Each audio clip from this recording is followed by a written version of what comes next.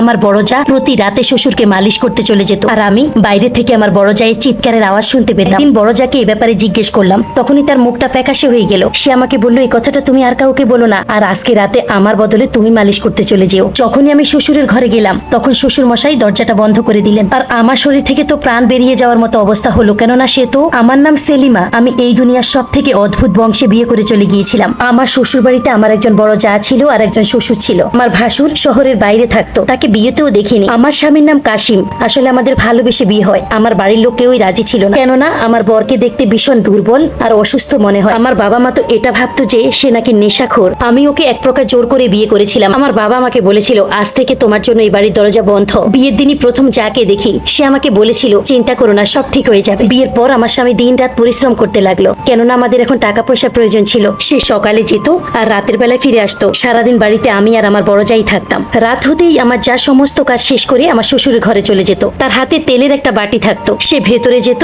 আর দরজাটা বন্ধ করে দিত। আমি অবাক হয়ে যেতাম। আমি খেয়াল করলাম 15 থেকে 20 মিনিট হয়ে গিয়েছিল, তখন আমার যা ফিরে আসে। একসাথে রাতের খাবার খাওয়ার পর সে আমাকে চা বানাতে বলল। যখন আমি চা বানাতে গেলাম তখন দেখলাম আমার বড় যা তার ঘরে নেই, আর শ্বশুরের ঘরের লাইট অফ ছিল। এরপর আমি চা বানিয়ে ফেরত চলে আসলাম। যাই হোক, চৌকিদার হয়ে তো বসে থাকতে পারি না, আর কিছু করতেও পারবো না। কিন্তু সকালবেলা আমি আমার যাকে জিজ্ঞেস করতে চাইলাম, কিন্তু সাহসী হলো না। পরের দিন আবারও সেই একই ঘটনা ঘটলো। আবারও রাত হতে নিজের সমস্ত কাজ তাড়াহুড়ো করে আমার যা শেষ করলো। যখন তার মনে হলো যে বাড়ির সবাই শুয়ে পড়েছে, তখন তেল নিয়ে এসে শ্বশুরের ঘরে চলে যায়। আমি অনেক রাত পর্যন্ত জেগেছিলাম, কেননা আমার বর প্রতিদিন দেরি করে বাড়ি ফিরে। জায়ের দরজা বন্ধ করার ঘটনাটা আমাকে ভীষণভাবে চিন্তায় ফেলে দিয়েছিল। আমি আস্তে আস্তে হাঁটতে হাঁটতে ওই ঘরের কাছে আসলাম। শুনলাম ছোটখাটো চিৎকারের আওয়াজ। আমি এদিক ওদিক তাকাতে থাকলাম, কিন্তু তারপর আমি এমন আওয়াজ শুনলাম যেটা শুনে আমি অবাক হয়ে গেলাম। ঘরের ভেতর থেকে আমার জায়ের চিৎকারের আওয়াজ আসছিল। আমি ভীষণ বাজেভাবে অবাক হলাম, এসব কি হচ্ছে। আমি দরজায় টোকা দিতে লাগলাম, তখনই লাইট অন হয়ে গেল। আমি ভীষণ ভয় পেয়ে গেলাম, যেন মনে হলো কেউ বাইরে আসছে। আমি দৌড়ে আবার আমার ঘরে চলে এলাম। পরের দিন বড় যাকে এই ব্যাপারে কথাগুলো বলবো বলে ভাবলাম। বেলা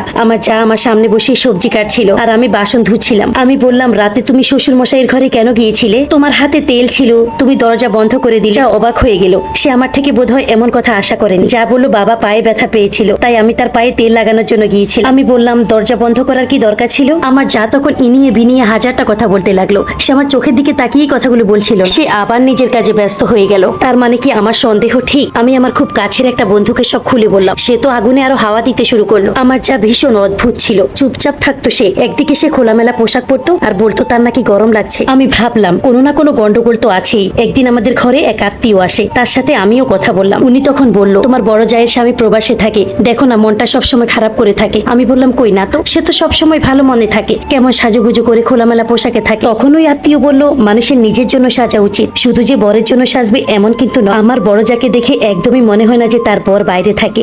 এই ঘরে আমার ভাসুরকে নিয়ে কোনো কথা হয় না, কেউ তার নাম নেয়, আর না আমি তার কোনো ছবি দেখেছি। যাকে কোনোদিনও তার স্বামীর সঙ্গে ফোনে কথাও বলতে শুনিনি। বর যদি বাইরেও থাকে অন্তত ফোনটা তো করবে। একদিন আমার শ্বশুর খাবার টেবিলে বসে বলল, আল্লাহ একটা ছেলে দিয়েছে, আর এই সমস্ত কিছু তো তারই। আমাকে দেখেই কাশি শুরু করে দিল। আমি তো বললাম, বাবা আপনার তো আরেকটা ছেলে আছে। তখন তিনি বলতে লাগলেন, হ্যাঁ হ্যাঁ আমি তো ভুল করে বলে ফেলছি। আমার বর তো অদ্ভুত চেহারা বানিয়েছিল। আর আমার বড় যা এদিক ওদিক তাকাতে লাগলেন। এমন মনে হলো এরা তিনজনেই আমার থেকে কোনো কিছু লুকোচ্ছে। আমার চায়ের তো প্রতিদিন সেই একই রুটিন ছিল। শ্বশুরের রুমে তার কি বা কাজ থাকতে পারে, আর সেই আওয়াজ, সেটা ভাবলে তো আমার মাথা এমনিতেই ঘুরিয়ে যায়। একদিন তো আমি এমন কিছু দেখলাম যেটা দেখে আমি হতবাক হয়ে গেলাম। আমি আমার যাকে কাপড় বদলাতে দেখে নিয়েছিলাম। আমি দেখে অবাক হয়ে গেলাম, সে তো মা হতে চলছে। যা তখন কথা ঘুরিয়ে বলল, আমাদের বংশে এসব বলা হয় না, যতক্ষণ না 7 মাস হয় ততক্ষণ কাউকে বলা যায় না। আমার চায়ের 7 মাস চলছে, তার মানে আমার ভাসুর 7 মাস আগে এসেছে। আমি এ বাড়িতে এসেছি 2 মাস হয়ে গেল। আমার ভাসুরকে একদিনও দেখিনি। একদিন আমরা সবাই খাবার খাচ্ছিলাম, তখন আমি আমার চাকে বললাম, আমি তোমার জন্য চটপটি বানিয়েছি, এই সময় তো এসব খেতে ইচ্ছে করে। এটা শুনেই দেখলাম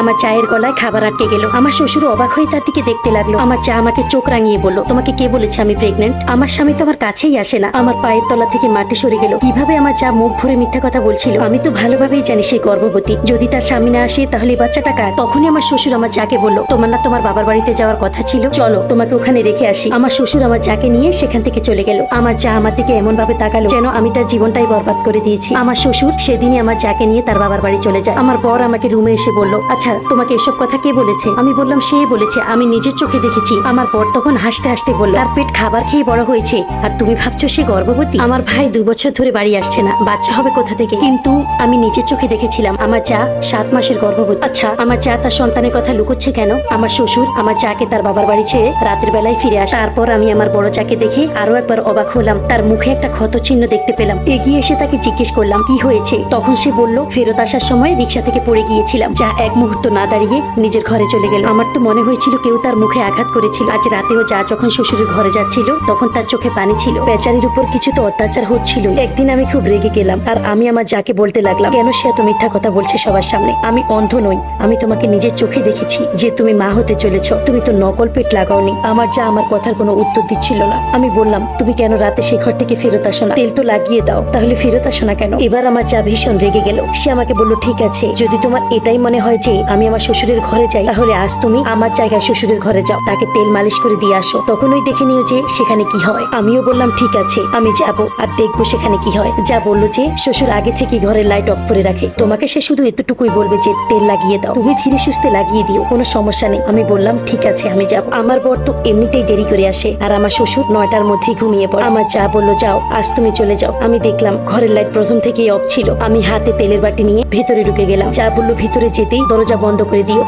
কোনো কথা জিজ্ঞেস করে তাহলে হ্যাঁ হুঁ বলে কাটিয়ে দিও। যা বাইরেই দাঁড়িয়েছিল, কিন্তু যখন আমি ভেতরে গেলাম আমার শ্বশুর একটা কথা বলল, সেটা শুনে আমি নিজের কানে হাত চাপা দিলাম। সে বলতে লাগলো যে প্রিয়া, আজ এত দেরি করলে কেন? আমি পুরোপুরি অবাক হয়ে গেলাম। বসো আমার পাশে, দাঁড়িয়ে আছো কেন? কি হয়েছে? তুমি কি রেগে আছো? আমি ভিতরে গিয়েছিলাম মাত্র 2 মিনিট আর সাথে সাথে আমি বাইরে বেরিয়ে এলাম। আমি আমার যাকে অবাক হয়ে দেখতে লাগলাম। তারপর সে আমাকে তার ঘরে নিয়ে গেল। সে আমাকে একটা ফটো দেখালো, সেখানে সে আমার শ্বশুরের সাথে বউ হিসেবে বসেছিল। সে বলল, এটা আমার শ্বশুর নয়, আমার বর, আর আমার বিয়ে হয়েছে ওর সাথে। তুমি যে আওয়াজ শুনেছিলে ওটা এই কারণেই। এই অবস্থায় আমি তার পা টিপতে টিপতে পুরো হাঁপিয়ে যেতাম, এজন্য আমার মুখ দিয়ে আওয়াজ বের হতো। এই লোকটা ভালো না, আমার উপর অত্যাচার করে খুব। এই আমার বর, আর এই বাচ্চাটাও এরও। সে বলেছে যে যখন বাচ্চা দেবার দিন এসে যাবে তখন আমাকে গ্রামে পাঠিয়ে দিবে আর তোমাদের সবাইকে কিছু না কিছু বলে কাটিয়ে দিবে যে এই বাচ্চাটাকে সে দত্তক নিয়েছে। তোমার বরের সাথে মিলেই এই প্ল্যানটা সে বানিয়েছে, যাতে তুমি জানতে না পারো, না হলে বদনামি হবে আমাদের। আমি আমার জায়ের কাছে ক্ষমা চেয়েছিলাম এবং তাকে কথা দিয়েছিলাম আমি আর কিছু বলবো না, কেননা আমার কারণে তার জীবনে প্রভাব পড়েছিল। এরপর আমি আমার স্বামীকে বিষয়টি জানাই, সেও বিব্রত হয়ে পড়লো।